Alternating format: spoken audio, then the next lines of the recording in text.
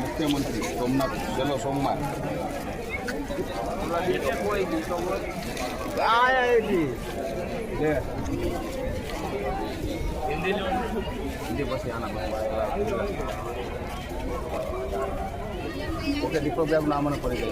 મારું નામ anchor and singer દીપક ગોહિલ।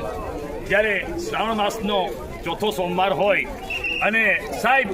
મારા ખેડૂ ભાઈઓ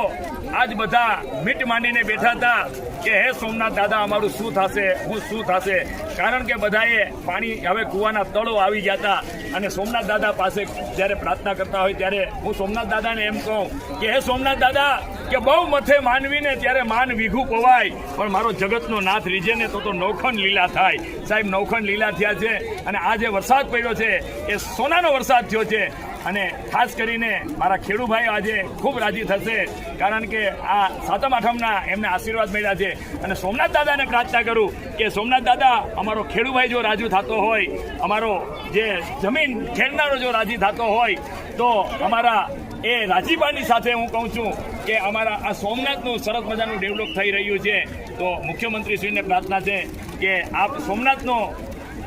ખૂબ જ વિકાસ થાય એવી પ્રાર્થના, કારણ કે આ એક જ મહાદેવ એવો છે, કોઈ ગણીને આપે, કોઈ તોલીને આપે, પણ આ સોમનાથ દાદો એક જ એવો છે કે બધું જ દિલ ખોલીને આપે, મારા બાપ દિલ ખોલીને આપે એવા સોમનાથ દાદાને પ્રાર્થના। સેવામાં આવે છે, શું વ્યવસ્થા કરી છે, શું અહીંયા જ્યારે આજે મુખ્યમંત્રી શ્રી પધારતા હોય ચુસ્ત પોલીસ બંદોબસ્ત છે અને ખાસ કરીને આપણા એસપી સાહેબ જાડેજા સાહેબ છે એમની નિગરાની હેઠળ, કારણ કે અહીંયાથી કોઈને પણ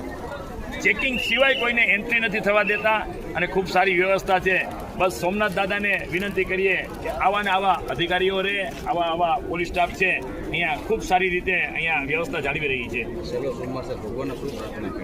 જ્યારે છેલ્લો સોમવાર હોય ત્યારે સોમનાથ દાદાને મેં મારા માટે પ્રાર્થના કરી, મારા પરિવાર માટે પ્રાર્થના કરી, પણ સાહેબ મારા સીમાડા સાચવી ને જે મારા ભારતીયના જવાન છે, પછી ઇન્ડિયન એરફોર્સ હોય, નેવી હોય કે ઇન્ડિયન આર્મી હોય, આ તમામ માટે પ્રાર્થના કરી, કારણ કે સાહેબ આપણે અહીંયા એ લોકો જાગે છે ને ત્યારે આપણે અહીંયા આરતી કરી શકીએ છીએ, ત્યારે આપણે સોમનાથના દર્શન કરી શકીએ છીએ। જય સોમનાથ, જય સોમનાથ।